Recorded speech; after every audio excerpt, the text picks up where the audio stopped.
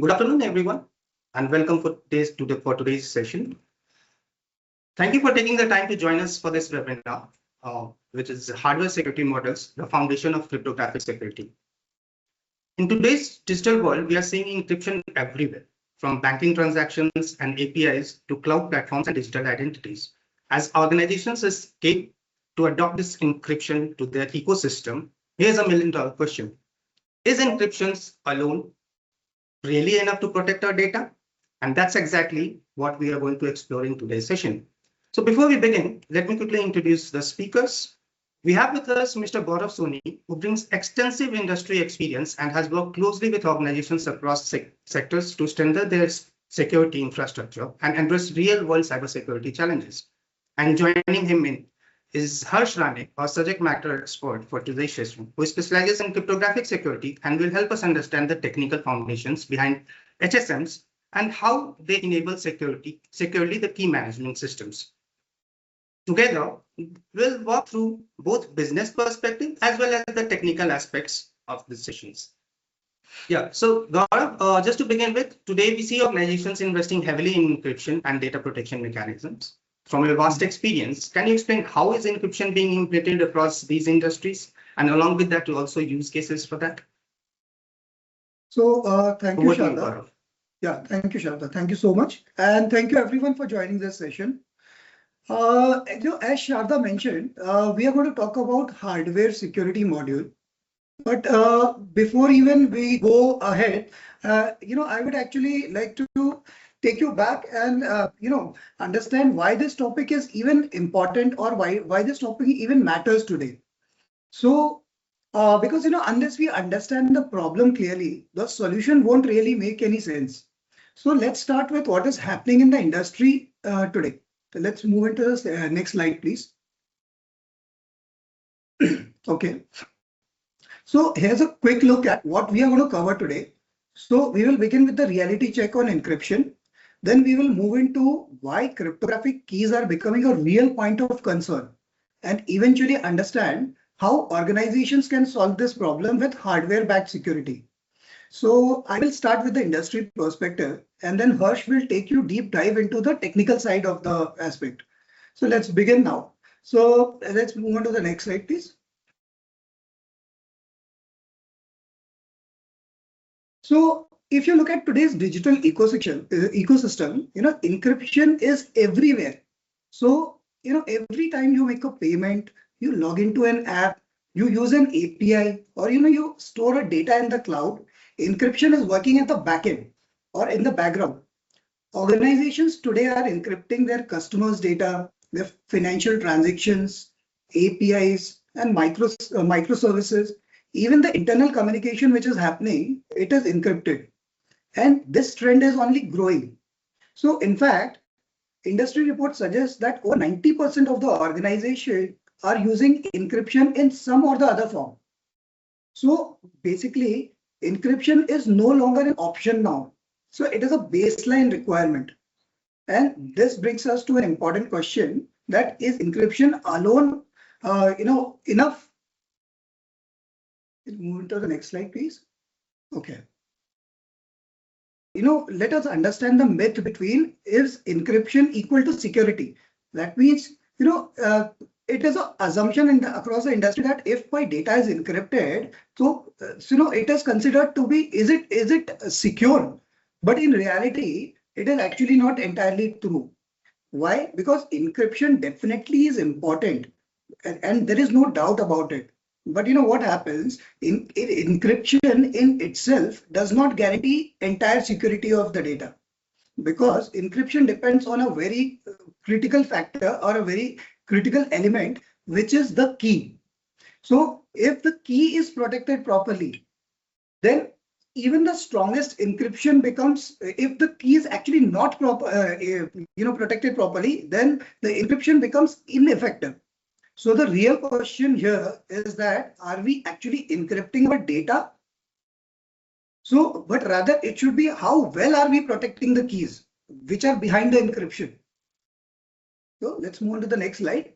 So I would like to explain this thing with the help of an analogy. So there is a lock and key analogy. So let us understand this. So think of encryption like a lock, which you put it on your house, and the encryption is the actual key to that lock. So if you even if you have the strongest lock in the world, and if someone has the key, then so if they have a key, they don't need to break it. They can just put in the key and they can open the door. And in cybersecurity also it works in a very similar manner. What happens if an attacker gets the access to the encryption keys? They don't need to hack the system. They can directly access to the data. So in many ways, sometimes it becomes that the key is even more important than the lock itself. Can we move into the next slide? Okay, so let us try to understand, where the keys are stored today. So, what is happening in most organizations are that in a lot of cases, encryption keys are still stored in the application codes, the servers, the configuration files, the databases. So, which means the keys are sitting inside the same environment as the data they protect. And this creates a very risky situation, because if an attacker is able to compromise that system, so there is a very high chance that they can access both the data and the key. So it is, almost like you're locking your house and then keeping the keys under the doormat. So if somebody is, able to access the keys, they will be very easily able to open the door and get inside. So next slide, please.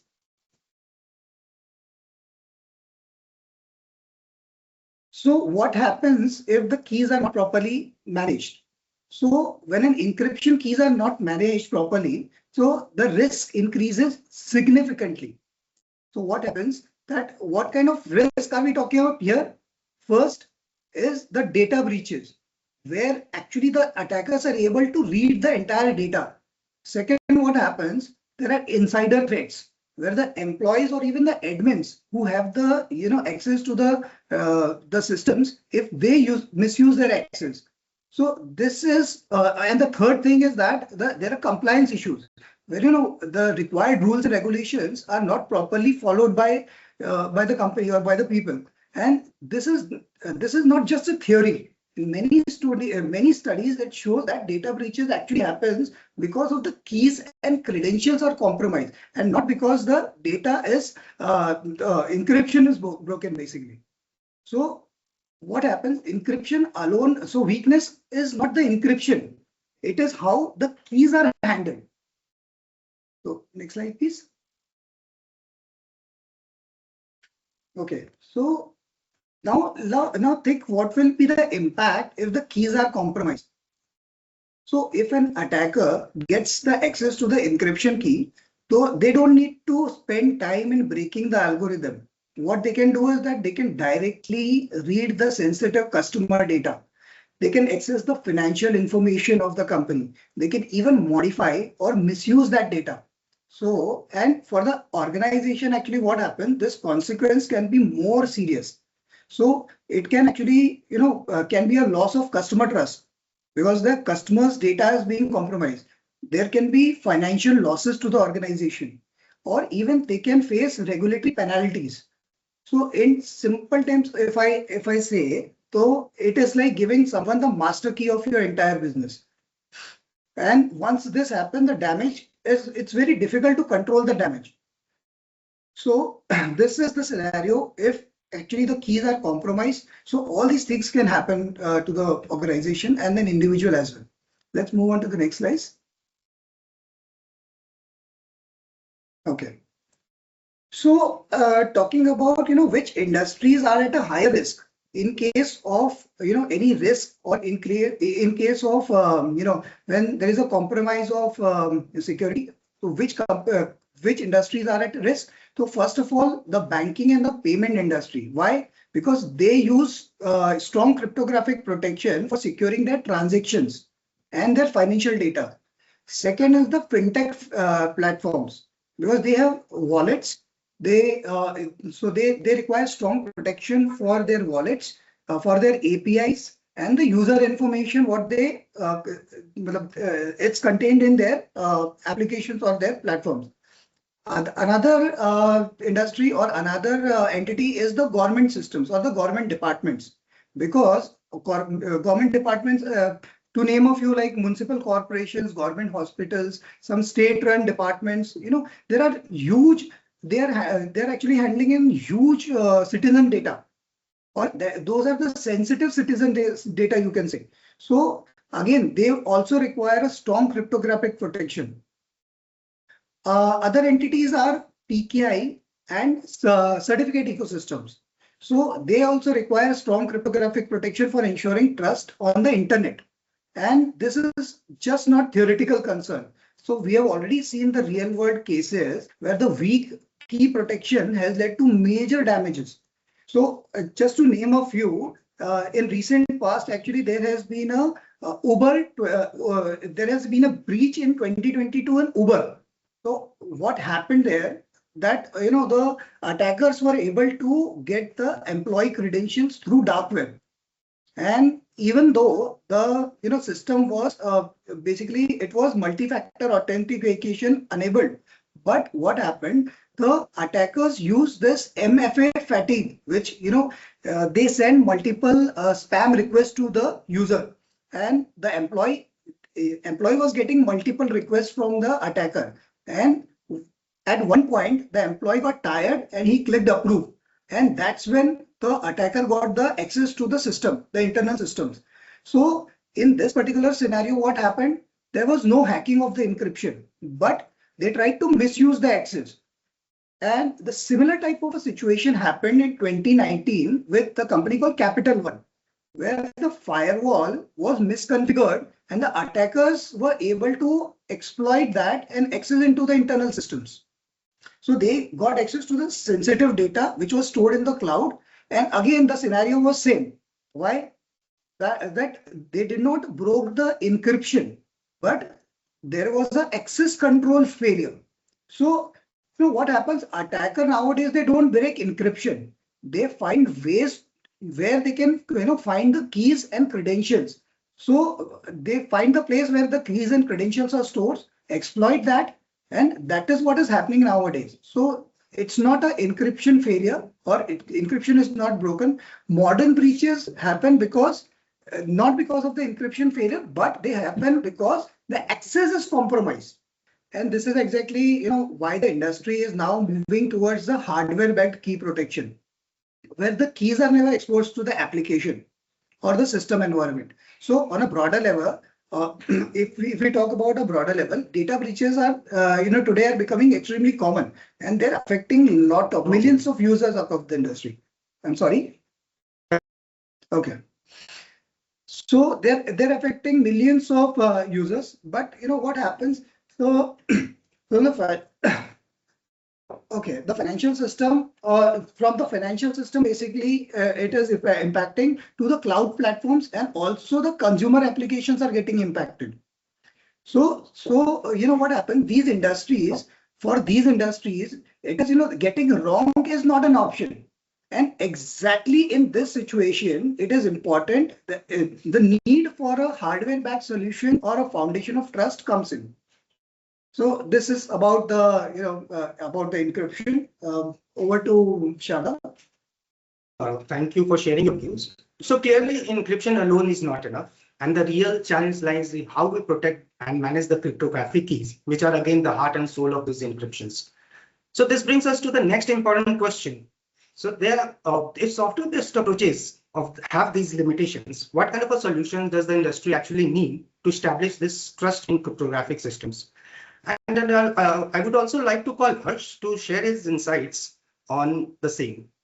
Yeah, hi, good afternoon, everyone. And thanks, Shraddha. Thanks, Gaurav sir, for explaining so well as to what the challenges are in the industry currently. So clearly, we've seen that in the past, the issue has not been protection of the data, but it has been currently it is the control of the cryptographic asset. So the narrative has shifted from just protection to also ensuring protection plus control. So we saw all the challenges that arise with poor key management and protection. We cannot store them in the same instance or the same server where you're encrypting your data, because that just say simplifies the attack path, and a lot of other issues are associated with that. So that brings us to the key question here, that where should these keys actually reside? What is that one environment, or what is that one parameter or security measure that needs to be ensured, so that we know for a fact that yes, these keys are secure and that they can be trusted and that nobody has tampered with them. So what organizations need to focus now, after they have done their encryption mechanisms, once they have installed their encryption mechanisms in place, they need to ensure that there is a trust anchor in their environment. What this trust anchor is going to do is establish a foundation, or it is going to establish, say, a root of trust, and everything else that follows, or everywhere where the cryptographic keys are, say, utilized, are going to be, say, ensured because the keys were stored within the trusted boundary that is uh, established by the root of trust. So in simple terms, what I'm saying is that root of trust is just a foundation, or it is, say, an entity in your infrastructure that you can trust blindly. It is so you can trust it blindly because the way it is designed and the way it operates is that you don't need to verify whether it has been tampered with or not. You will, if at any point in time, if the root of trust is broken, you will get to know about it immediately. The design of these devices, or of any of the, uh, say, cryptographic modules which are used for establishing root of trust, is done in a way that you can just ensure that everything that follows after having an HSM in your environment is going to be secured by it. So coming to just some differences between software and hardware root of trust. So root of trust doesn't necessarily always have to be a hardware device. It can be a software-based solution as well. But there are obviously certain drawbacks based on, say, there can be certain OS vulnerabilities, because the solution that you're going to use is definitely going to run on top of the operating system. So if that has some inherent vulnerabilities, external attackers can exploit these and get into your system.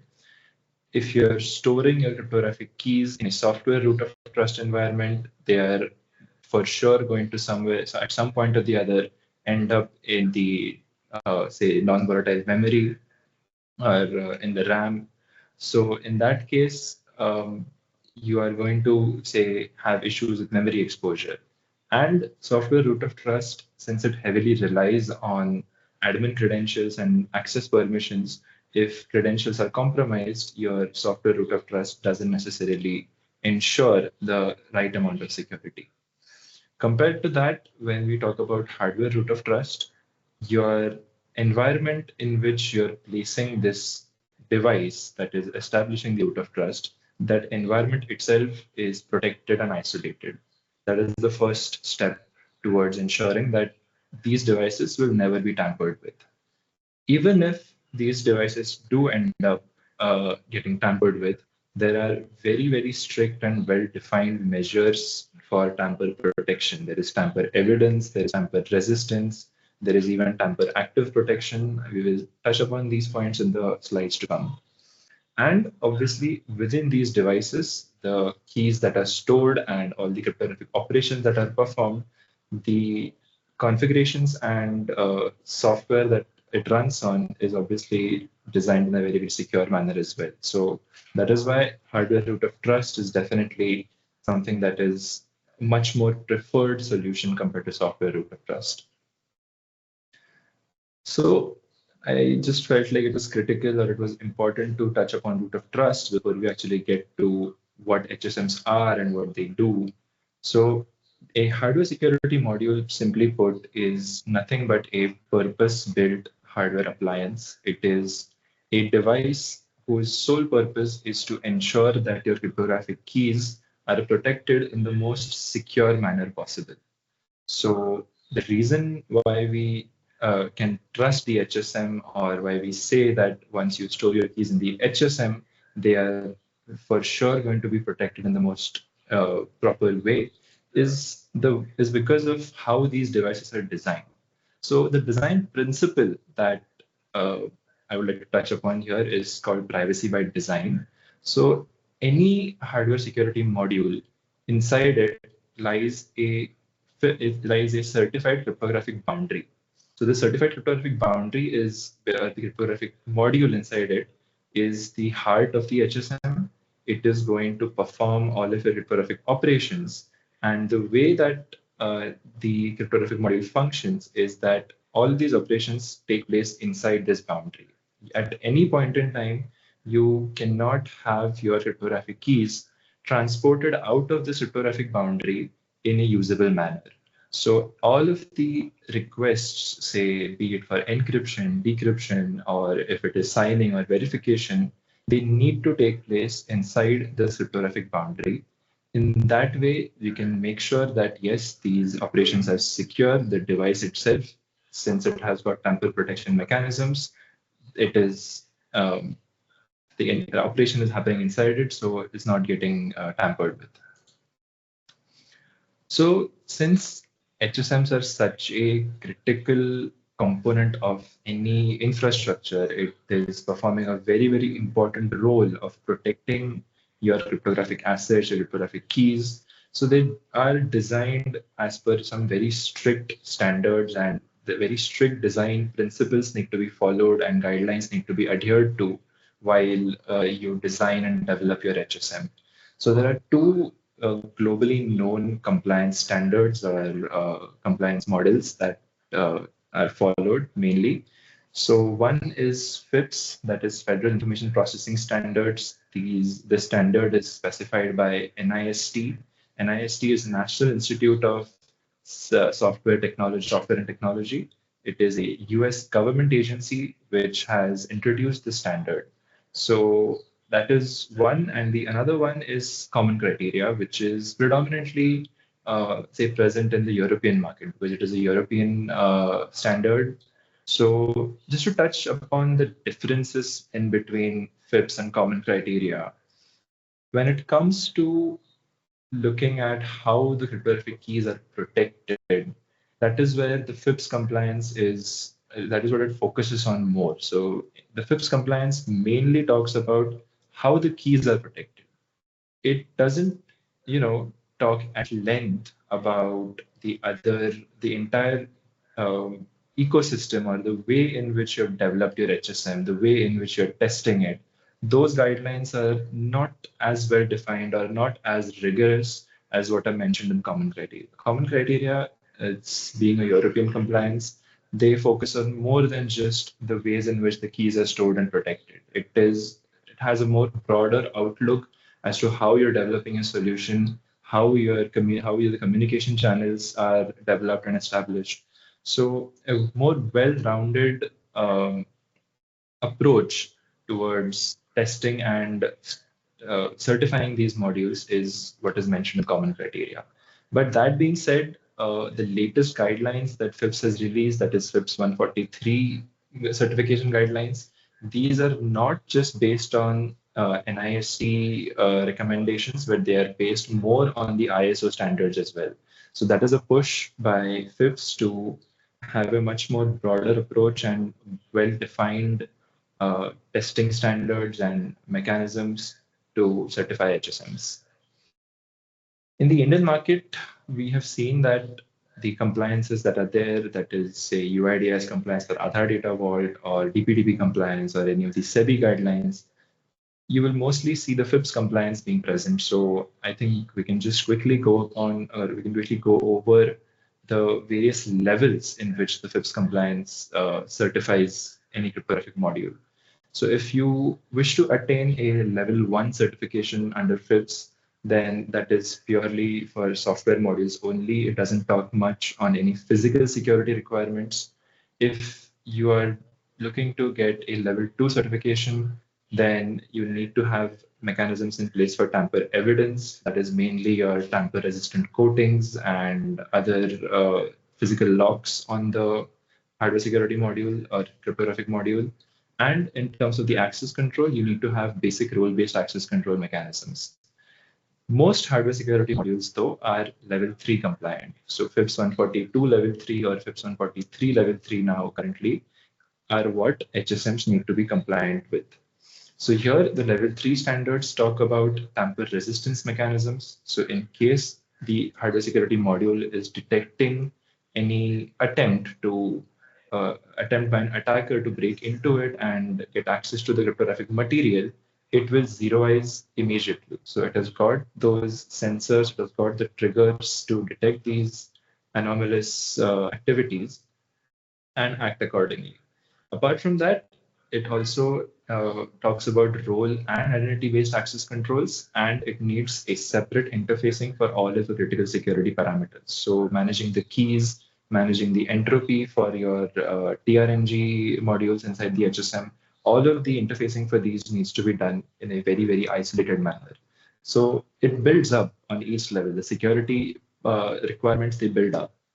And level 4 security, which is there but not seen very commonly in the HSMs or any cryptographic modules out there, it talks about tamper active zeroization. So the difference between tamper resistance and tamper active zeroization is that for tamper active zeroization, not only attempts to physically tamper with the HSM are monitored, but attempts to mess with the environment in which the HSM is present are also monitored. So for example, if you deliberately try to fluctuate the voltage or fluctuate the temperature in which the environment in which the HSM is residing, those are also considered as attacks. So we have a very, very critical infrastructure. If you have a very critical infrastructure, that is where you need a level 4 compliant device. But for most industry scenarios, for most businesses across various industries, it is a level 3 compliance that is mandated. So just to quickly touch upon the different types of the HSM and the form factors. So this is something that is a common confusion that sometimes people can have. The types of HSM are mainly, it can be a general purpose HSM and a payment HSM. The difference is that in a payment HSM, it has got certain additional mechanisms, it has got certain additional algorithms which help in, say, ATM PIN encryption or credit card transaction encryption. So payment industry is governed by a compliance called PCI DSS, which specifies the requirement for these mechanisms in place. That is why a slightly different approach or a different hardware security module is present to meet with these compliances. So these are the two types of HSMs, and each of these types can come in these 4 form factors. So you have a basic network appliance, which is either a 1U or a 2U rack server, which needs a rack space in your data center. Other than that, hardware security modules nowadays are also available as a cloud-based option. So you have security as a service, that is a new software service coming up. So cloud HSMs are also available. Other than that, the third one is a PCIe card. So you have a PCIe card, which you can simply insert into the motherboard of a server, and you can, that one particular server or that device will, on which you're performing certain cryptographic operations, you can secure those using a PCIe slot. And the other fourth option is, say, a USB token. So it is a standard USB device in which the cryptographic module is present, on which you can store your cryptographic keys. So this is mainly for the purpose of having high mobility, and if you wish to plug your HSM into various different devices for, say, signing operations, then a USB token based approach also works. So this is the basic architecture of hardware security modules. It's a very high level abstract diagram here, which will explain what exactly is inside any HSM. So like I said, the core component or the heart of the HSM is the cryptographic module. That is the one that comes with the certification, the FIPS certification. So this cryptographic module is going to perform all the cryptographic operations. So all the operations take place inside this boundary. This boundary is built to a standard. That's why it is certified and deemed as safe. Apart from this, you have your basic, you may have various HSM services such as your key replication service or your communication services. So that is another abstract overview of what all is present in the HSM. And there is obviously the key store, which in certain cases can also reside inside the cryptographic module, or the key storage can be outside the cryptographic boundary as well. So these are the few components, and to communicate with the external environment, to communicate with various end devices, you have an interface layer. So the standard way in which hardware security modules communicate with end devices, what has been the legacy interface is PKCS-11. But nowadays, since modern applications are built on microservices architecture, HSMs also have REST API integrations available. So this is a brief on the HSM architecture. And when we come to, say, the various use cases in which hardware security modules are seen or are required. So in the banking industry, like I said, very, very critical cryptographic material, which is, say, encrypting your transactions or your ATM pin encryptions. So having a hardware security module, a payment HSM in the background is almost a must, given the compliances that are governing the industry. For the government sector, which deals with a lot of personal identification, PII data, you have your Aadhaar data vault, you have various PAN related data, you have airport passport data.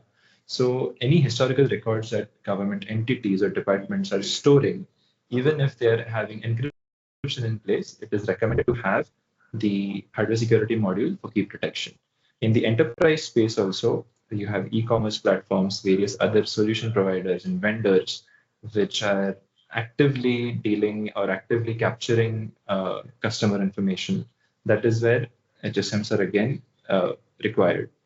And another very important aspect or another important industry or set of organizations where hardware security modules are very critical are certifying authorities. So all of your communication over the internet happens on very secure channels. Those are SSL TLS channels. So any website or any browser needs to have a valid SSL TLS certificate. And these SSL TLS certificates are issued by certifying authorities. So certifying authorities, how do you know that this certifying authority itself is to be trusted or is trustworthy? So certifying authorities establish this root of trust by storing their root CA certificate in an HSM. So that is how certifying authorities also are a major, HSMs are a major use case in certifying authorities. All right. Thank you, Harsh, for explaining the whole HSM ecosystem, right from the use cases to the compliances to the architecture. My next question would be to you, Harsh, if you can take the conversations ahead, the practical implementation part of the HSMs. So could you just also explain if any enterprise looking at purchasing a new HSMs, what are the technical specs that needs to be taken into considerations? What could the enterprise look for in terms of integrating that HSMs that could have a flawless results? Objectives is fulfilled. Would you like to take this forward, Harsh? Sure.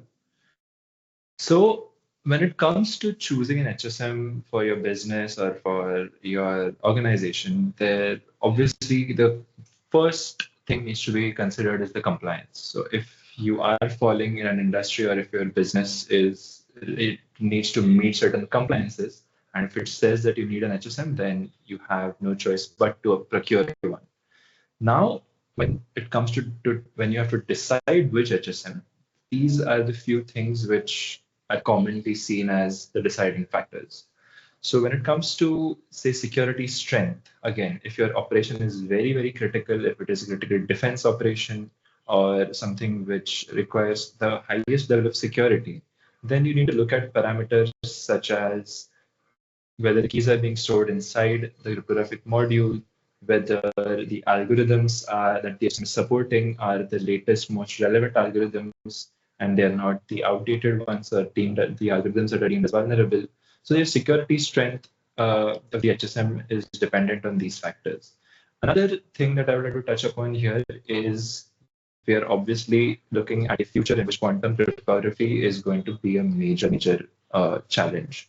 So once quantum devices or quantum computers come into the picture, they will be able to break current encryption in, say, much lesser time, or it will be much more feasible to, say, break certain current algorithms or security mechanisms that are in place. So if you are looking to have if you have a long-term overview of, or if you have a long-term view of wanting an HSM, then I recommend you should also look at HSMs which are having PQC-enabled algorithms or are actively working towards having PQC algorithms integrated. So that is about security strength. Then comes the integration capabilities.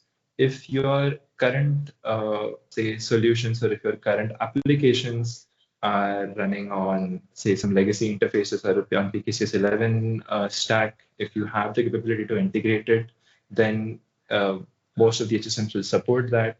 If your stack is based on microservices architecture, then you need the HSM to support REST API integration. That is another deciding factor.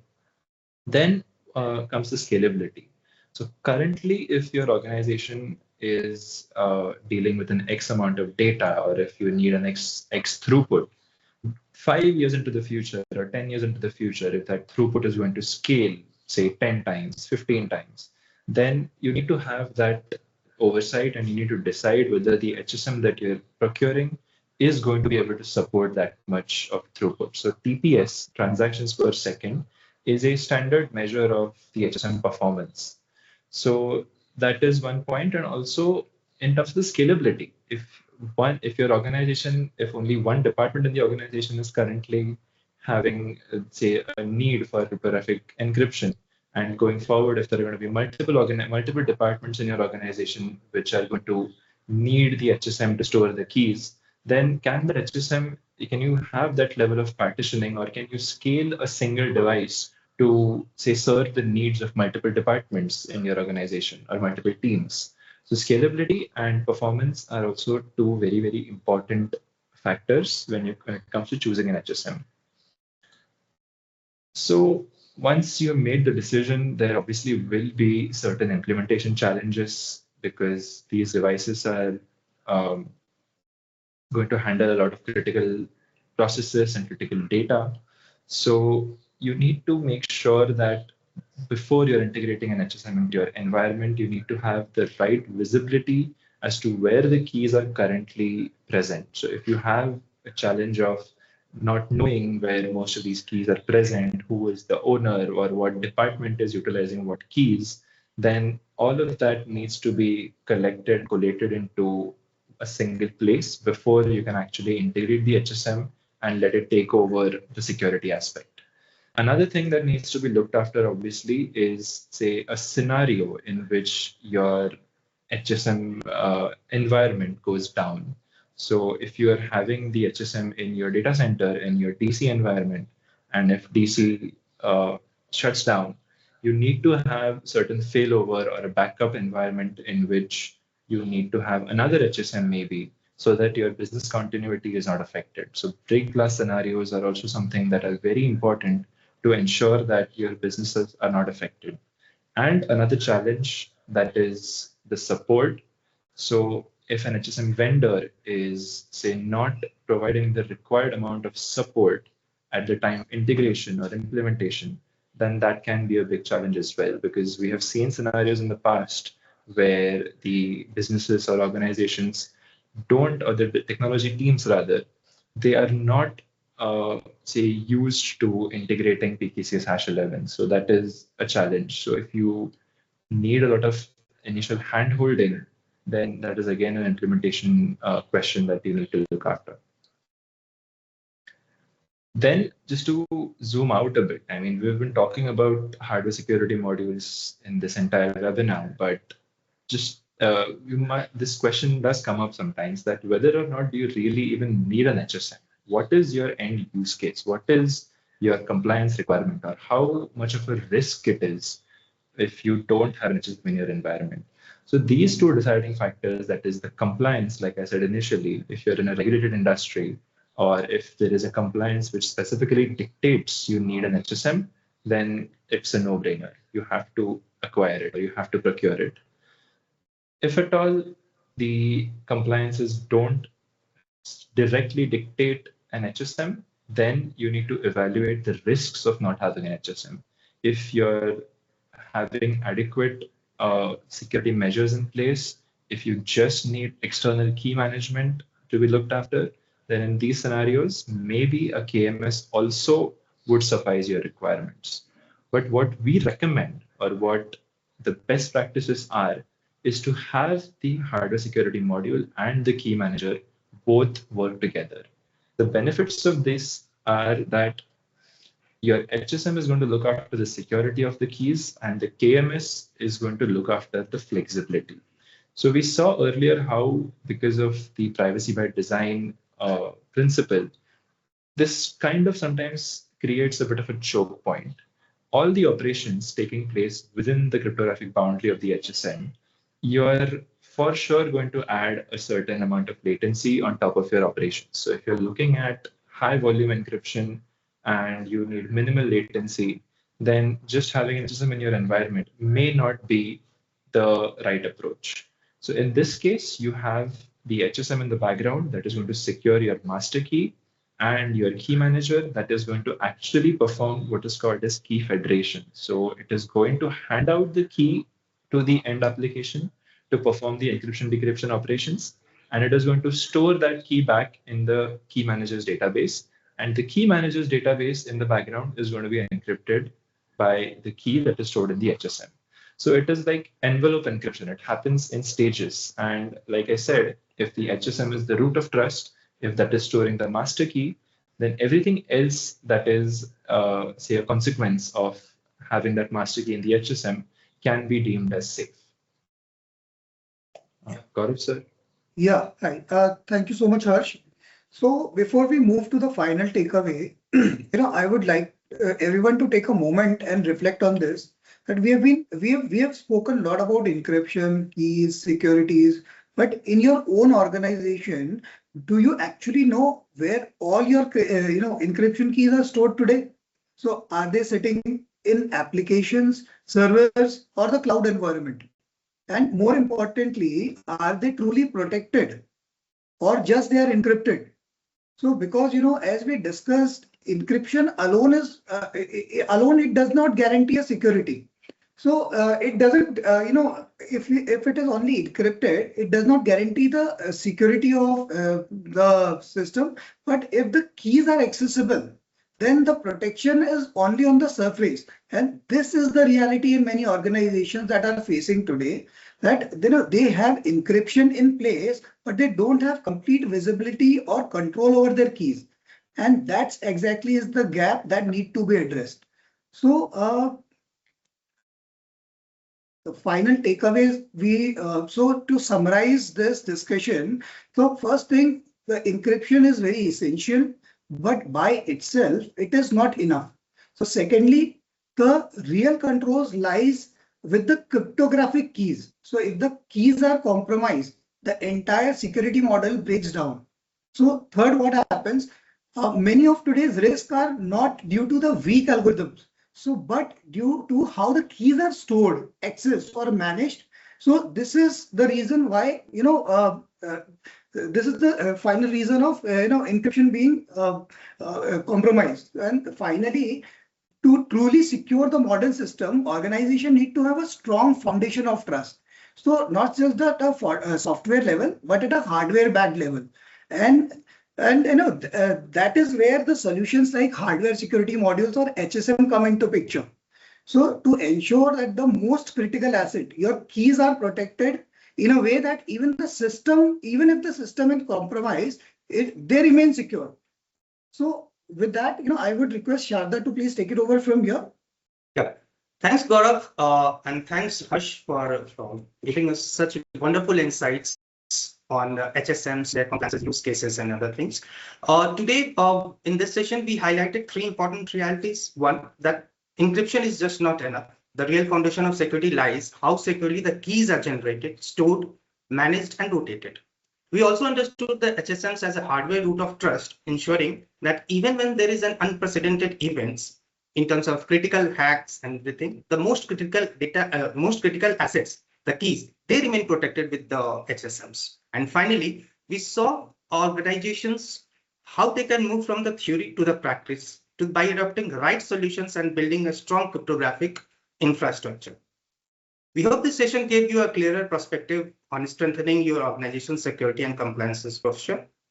Thank you everyone for joining us today, and we are open for any questions we could address.